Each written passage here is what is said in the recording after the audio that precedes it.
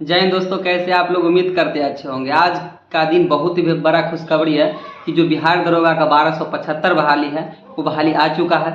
जितने भी लोग बाबू सोना और गर्लफ्रेंड के चक्कर में फंसे हुए वहाँ और चैटिंग के चक्कर में फंसे हुए वहाँ से निकलिए और अपने कंधों पे डबल स्टार सजाइए। जितने भी लोगों को कंधे पे डबल स्टार सजाने का सपना है वो बिल्कुल साकार होगा। देखिए दोस्त, बहाली वाकई बहुत कम है, मगर आपको इसमें बेस्ट रणनीति के साथ तैयारी कीजिएगा तो ज़रूर आपको वर्दी मिलेगी। तो चलिए दोस्त, इन सारे मुद्दों पे बात करेंगे। वीडियो को पूरा अंत तक देखिएगा। सबसे पहला क्वेश्चन सब लोगों का रहता है कि बुक लिस्ट क्या होना चाहिए। सबसे पहले एक बात बता देना चाहता हूँ कि दोस्त, इस पुलिस का जॉब में टाइम का थोड़ा अभाव रहता है, तब पर भी आप लोगों के लिए वीडियो बनाता हूँ। जो भी लोग नए हैं चैनल को सब्सक्राइब कर लीजिएगा और वीडियो को शेयर कर लीजिएगा, ताकि हम मोटिवेट होते हैं कि आप लोगों को वीडियो अच्छा लगता है तो फिर बनाया जाए। तो चलिए चर्च करते हैं बुक लिस्ट के बारे में। देखिए दोस्त, शुरुआती क्षण में तो हालांकि कोचिंग की ज़रूरत होता है। कहीं भी आप 1-2 महीना, 4 महीना, 5 महीना, 6 महीना क्लास कर सकते हैं, मगर आप उतना टाइम क्लास वगैरह का नहीं है। आप तो चाहिएगा तो नोट्स वगैरह मंगा सकते हैं। तो चलिए सबसे पहले हम बुक लिस्ट के बारे में चर्च करते हैं। देखिए दोस्त, सही मायने में आप अगर तैयारी करना चाहते हैं तो लूसेंट एक सब्जेक्टिव बुक होता है, एक लूसेंट ऑब्जेक्टिव बुक होता है। सब्जेक्टिव पढ़ लेने के बाद आप ऑब्जेक्टिव में प्रैक्टिस कीजिएगा, बहुत ही ज़्यादा बेनिफिट होगा। इसके अलावा आपको लूसेंट से मात्र 50 क्वेश्चन ही आप सही से बना सकते हैं। 50, 45, 50, इससे ज़्यादा क्वेश्चन आपको लूसेंट से नहीं बनेगा। उसके अलावा क्या करना है तो दोस्त, आपको घटना चक्र पढ़ना है। सब सब्जेक्ट का घटना चक्र आपको नहीं पढ़ना है। आप बिल्कुल पढ़ सकते हैं, क्योंकि अभी जो बिहार दरोगा का फॉर्म है वो 5 तारीख से भराएगा। 1 महीना फॉर्म भराने में चला जाएगा, उसके बाद 1-1.5 महीना के बाद एग्ज़ाम होगा। यानी आपके पास लगभग 75 दिन मिनिमम है। तो इसमें आपको घटना चक्र कौन कौन पढ़ना है। घटना चक्र में आपको एक हिस्ट्री का ले लेना है, ठीक है। उसके बाद एक ज्योग्राफी का ले लेना है और एक पॉलिटी का चाहिएगा तो साइंस का भी ले सकते हैं।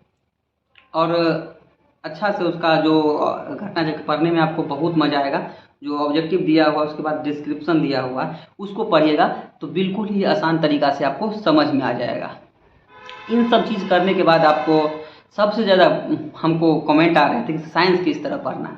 देखिए दोस्त, साइंस पहले जो लूसेंट का जो बेसिक है, जो 2 लूसेंट है जो कंबाइंड है, सब चीज़ उसमें फिजिक्स है, केमिस्ट्री है, बायो है।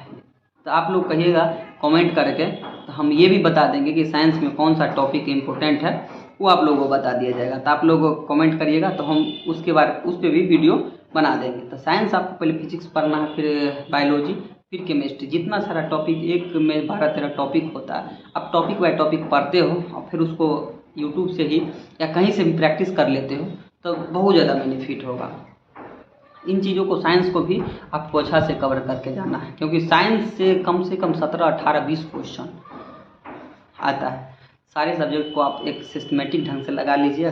मिनिमम टाइम 7, 8, 10 घंटा आपको देना पड़ेगा ताकि सब कुछ अच्छा से कवर हो जाए। इन सब के बाद आप फिर करेंट अफेयर्स का मुद्दा आता है। बहुत सारे दोस्त को ये कमेंट कर रहे होते हैं कि करेंट अफेयर्स है गौरव सर से पढ़ते हैं। तो देखिए दोस्त, आप कहीं भी पढ़ते हैं बिल्कुल अच्छा जगह पढ़ रहे हैं। ये नहीं कहेंगे कि आप यहाँ पढ़िए वहाँ पढ़िए। आप करिए कि एसपीडी का भी एक बुक आता है और एडिटोरिया का बुक आता है। एसपीडी में आप सब्जेक्टिव पढ़ सकते हैं। आपको 1 साल तक का करेंट अफेयर्स पढ़ना है तो आप शुरू कर दीजिए पर डे 1 मंथ, या तो पर डे 15 दिन का करेंट अफेयर्स। मंथली दिया रहता है, जनवरी, फरवरी, मार्च, अप्रैल, इस तरह का सब्जेक्टिव दिया होता है। 1 मंथ का पढ़िए पूरा जनवरी का। इसको आप यूट्यूब से हो या कहीं ऑब्जेक्टिव एडिटोरिया से हो करेंट का, उसको प्रैक्टिस कीजिए, तब जाकर आपको याद होगा। करेंट एक बोरिंग टॉपिक है दोस्त, अगर आप अच्छा से उसको नहीं कवर करते हो तो आपको समझ में नहीं आएगा। इसीलिए आप पर डे करेंट पर कोशिश कीजिए, 1 घंटा दीजिएगा तो काफ़ी है, क्योंकि करेंट का जनसंख्या अच्छा खासा बिहार दरोगा में रहने वाला है। करेंट पे अगर आप ध्यान नहीं दीजिएगा तो फिर आप पीछे रह जाइएगा। उसके बाद आता है दोस्त,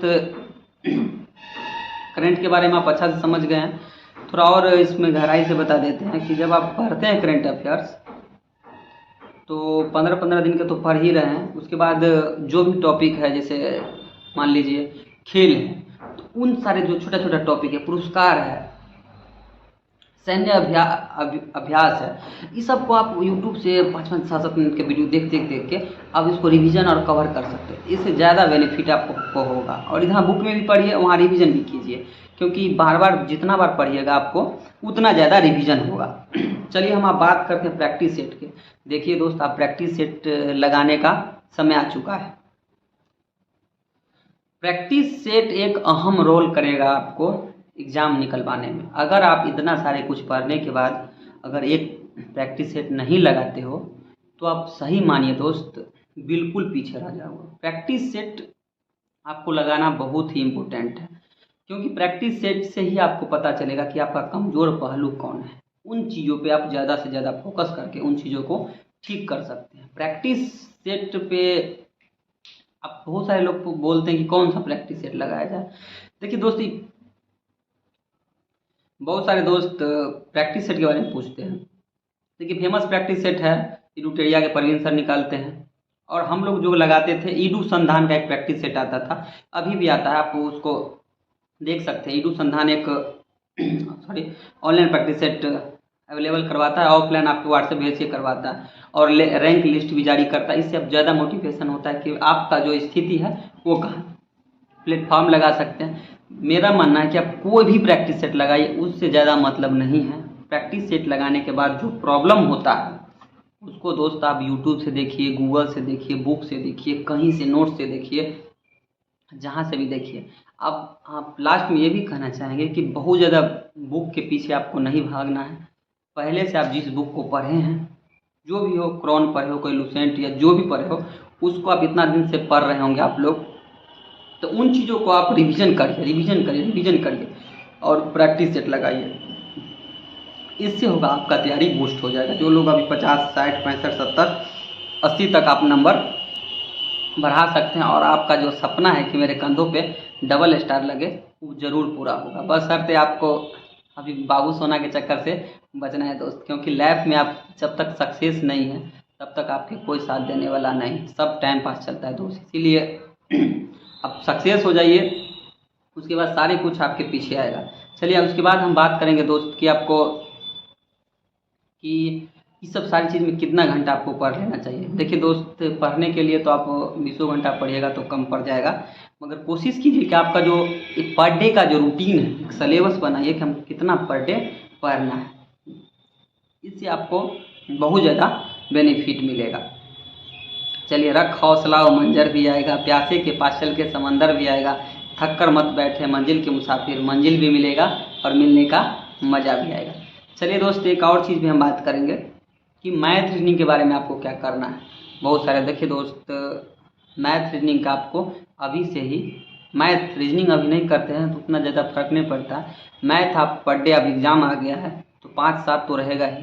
तब कोशिश कीजिए जो प्रैक्टिस सेट में जो मैथ आता है, जिस भी टॉपिक, अगर चक्रवृद्धि भी आ जाए तो आप जाके यूट्यूब से सर्च करके 8 सवाल बहुत सारे लोग पढ़ाए हैं, उसको सर्च करके आप बना सकते हैं। या बहुत सारे दोस्त जहाँ कोचिंग वगैरह में कहीं ना कहीं मैथ पढ़े हैं, उसको आप प्रैक्टिस कर सकते हैं। क्योंकि मैथ रीजनिंग आप छोड़ के जाओगे, कितने सारे आप नंबर ले आओगे, तो मैथ रीजनिंग जब तक आपका सही नहीं होगा तो आप एक अच्छा खासा स्कोर नहीं कर सकते। इसीलिए मैथ को नहीं छोड़ना है, थोड़ा थोड़ा आगे से प्रैक्टिस करते रहना है, क्योंकि एग्ज़ाम 2 महीना में आपको एग्ज़ाम ले लेगा। तो इसीलिए दोस्तों, कभी कोई भी प्रॉब्लम हो तो आप कमेंट कर सकते हैं, और आपको पता